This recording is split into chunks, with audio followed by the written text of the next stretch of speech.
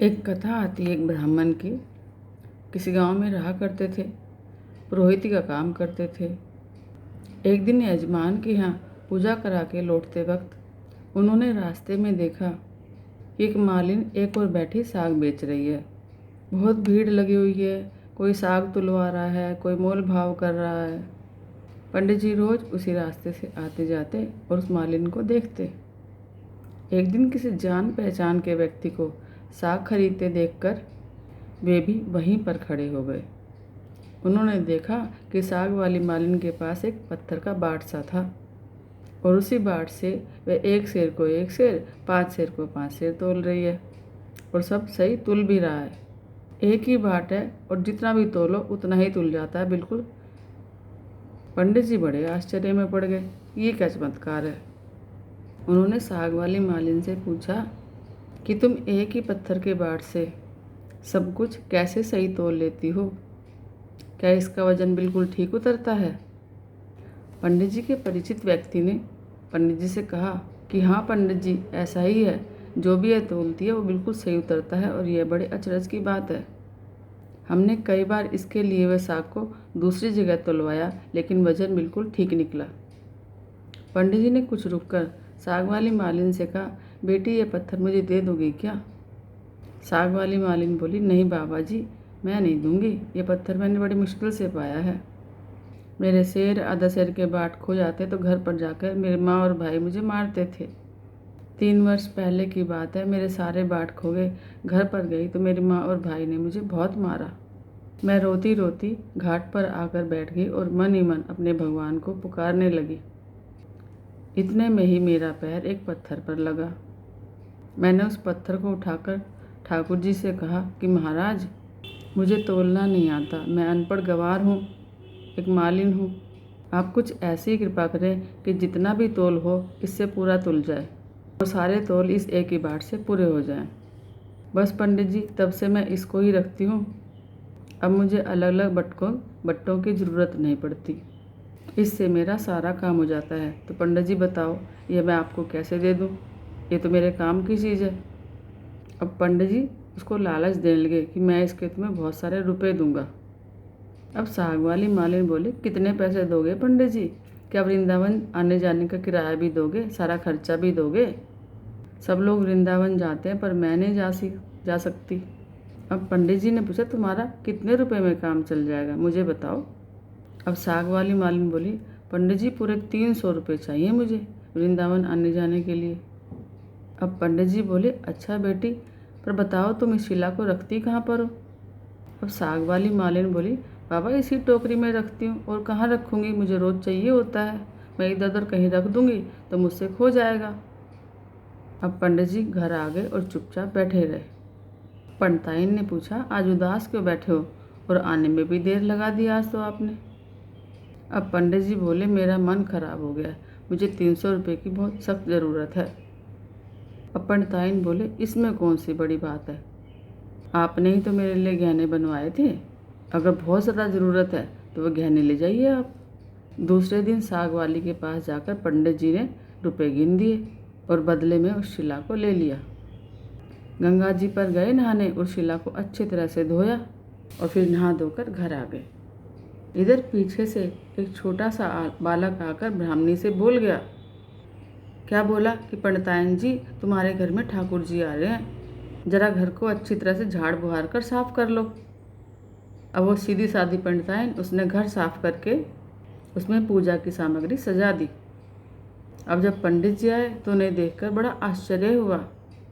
पंडित जी के पूछने पर पंडिताइन ने छोटे बालक के घर पर आके ये कह जाने की बात सुनाई।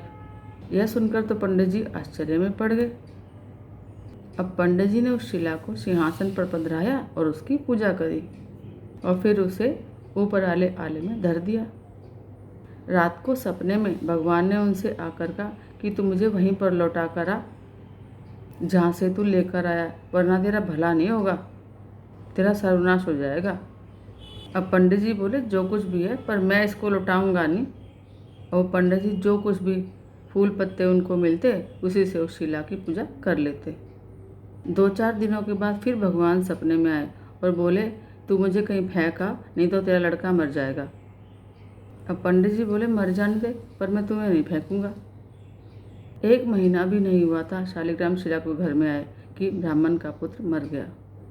कुछ दिनों बाद उसके सपने में फिर भगवान आए और बोले तू मुझे वापस दे आ, नहीं तो तेरी लड़की मर जाएगी। लेकिन ब्राह्मण ने कहा कुछ भी हो जाए मैं तुम्हें वापस नहीं करके आऊँगा। और भगवान की बात सच हुई, 1 महीने बाद ही उसकी लड़की भी मर गई। भगवान फिर कुछ दिनों बाद सपने में आए और बोले तू मुझे वापस करा, नहीं तो तेरी स्त्री मर जाएगी। और ब्राह्मण ने कहा नहीं, मैं नहीं दे के आऊँगा, चाहे मेरी स्त्री मर जाए। और कुछ ही दिनों बाद उसकी स्त्री भी मर गई। इतने पर भी पंडित जी अपने निश्चय पर अटल रहे। लोगों ने समझा पंडित जी पागल हो गए हैं। कुछ दिनों बाद भगवान फिर सपने में आए और बोले देख अभी भी मान जा, मुझे वापस करया, नहीं तो 7 दिनों में तेरे ऊपर बिजली गिरेगी। ब्राह्मण बोला गिरने दो, पर मैं तुम्हें उस साग वाली की टोकरी में रहने नहीं दूंगा। ब्राह्मण ने एक मोटे से कपड़े में लपेट कर ब्राह्मण भगवान को बांध लिया और सब समय उनको यूं ही बांध के रखते अपने पास। बिजली कड़कती चमकती उसके नज़दीक आती पर लौट जाती। अब बस 3 दिन शेष रह गए।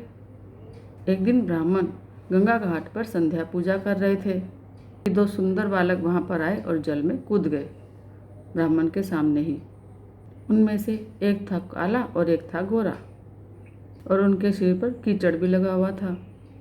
वे इस ढंग से जल में कूदे कि उनके कूदने से जो जल उछला वो ब्राह्मण के ऊपर जाकर गिरा। ब्राह्मण ने पूछा तुम कौन हो भैया, इस तरह से जल उछाला जाता है क्या? देखो मेरे सिर पर जल पड़ गया। इतना ही नहीं, मेरे भगवान पर भी छींटे पड़ गए। तुम्हें दिखाई नहीं दे रहा कि मैं पूजा कर रहा था? बालकों ने कहा ओहो, तुम्हारे भगवान पर भी छींटे पड़ गए। हमने देखा नहीं बाबा, अब तुम गुस्सा मत करो। पंडित जी ने कुछ नहीं कहा, बोला भैया मैं कुछ गुस्सा नहीं होता तुम्हारे को। बताओ तुम किसके लड़के हो? इतना सुंदर रूप तो मैंने कभी देखा ही नहीं। तुम कहाँ रहते हो भैया, और तुम्हारी बोली कितनी मीठी है? अब बालक बोले बाबा हम तो यहीं रहते हैं। पंडित जी बोले भैया क्या मैं फिर दोबारा से कभी तुम लोगों को देख सकूंगा? बालक बोले क्यों नहीं बाबा, आप हमें आवाज़ लगाना, आपके पुकारते ही हम आ जाएंगे, हम तो यहीं रहते हैं। अब पंडित जी ने उनका नाम पूछा तो बोले हमारा कोई नाम नहीं है, जिसका जो मन होता है उसी नाम से हमारे को बुला लेता है। सांवला लड़का इतना कहकर चला गया और पंडित जी को एक मुरली दे गया और बोल के गया जब भी तुम्हें ज़रूरत हो मुझे बुला लेना, आज जब भी बुलाओगे हम आ जाएंगे। अब दूसरे गोरे लड़के ने पंडित जी को एक फूल दिया और कहा बाबा इस फूल को हमेशा अपने पास रखना, आपका हमेशा मंगल होगा। और वे लड़के चले गए और ब्राह्मण देवता उनको जाते हुए देखते रहे। मन ही मन सोचेंगे कितने सुंदर हैं ये दोनों बालक, पता नहीं मैं इन्हें फिर कब देख पाऊंगा।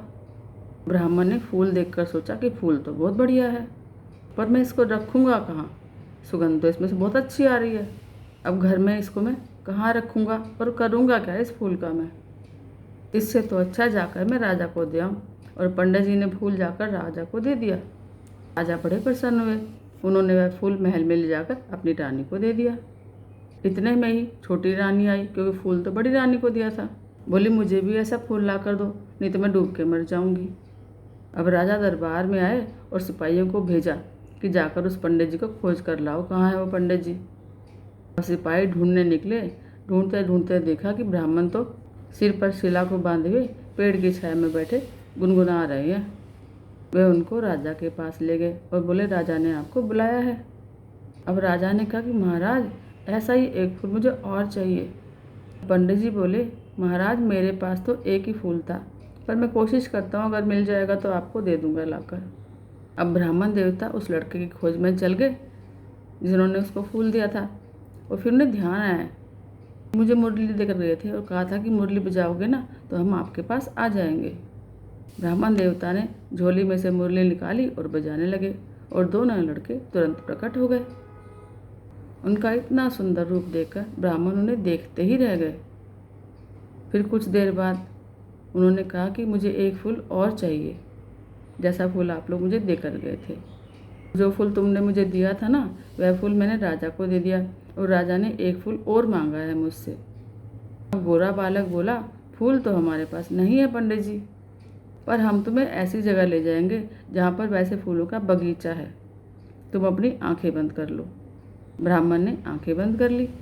बच्चे उसका हाथ पकड़कर न जाने किस रिश्ते से और किस रास्ते से बात ही बात में उसको कहाँ लेकर चले गए। एक जगह जाकर ब्राह्मण ने आंखें खोली तो बस देखते ही रह गए। बड़ा ही सुंदर स्थान है। चारों ओर सुंदर सुंदर वृक्ष, लताएं और सुंदर सुंदर पुष्पों की गंध आ रही है। बगीचे के बीच में एक बड़ा ही मनोहर सा सुंदर महल है। अब ब्राह्मण ने देखा तो बालक तो दिखाई ही नहीं दिए, वो तो गायब हो चुके थे। वे साहस करके आगे बढ़े। महल के अंदर जाकर क्या देखते हैं, सब ओर से सजा हुआ बड़ा ही सुंदर महल है। बड़ी ही सुंदर जगह है और बीच में एक रत्नों का बड़ा ही सुंदर सिंहासन है और सिंहासन खाली है। अब पंडित जी ने उस स्थान को मंदिर समझकर प्रणाम किया। प्रणाम करने से उनके माथे पर जो शालिग्राम शिला बंधी हुई थी वो नीचे गिर गई। जो ही पंडित जी ने उसे उठाने के लिए हाथ बढ़ाया तो शिला फट गई और उसमें से लक्ष्मी नारायण भगवान प्रकट हुए और उस खाली सिंहासन पर जाकर बैठ गए। भगवान नारायण ने मुस्कुराते हुए ब्राह्मण से कहा कि हमने तुम्हें कितने दुख दिए, पर तुम अपने निश्चय पर बिल्कुल अटल रहे। दुख कितने मिले तुम्हें, फिर भी तुमने हमें छोड़ा नहीं। तुमने हमेशा अपने पास रखा हमारे को, इसलिए तुम इस शरीर के साथ यहाँ पर लाए गए हो। जो भक्त स्त्री, पुत्र, घर, गुरुजन, प्राण, धन, इहलोक और परलोक को छोड़कर हमारी शरण में आ गया है, भला उसे हम कैसे छोड़ सकते हैं। इधर देखो, इधर खड़ी है तुम्हारी धर्मपत्नी, तुम्हारी बेटी और बेटा, देखो इधर, और ये भी तुम्हारे साथ मुझे प्रणाम कर रहे हैं। तुम सबको मेरी प्राप्ति हो गई। तुम्हारे एक दृढ़ संकल्प से तुम्हारा परिवार मुक्त हो गया। जय श्री कृष्ण।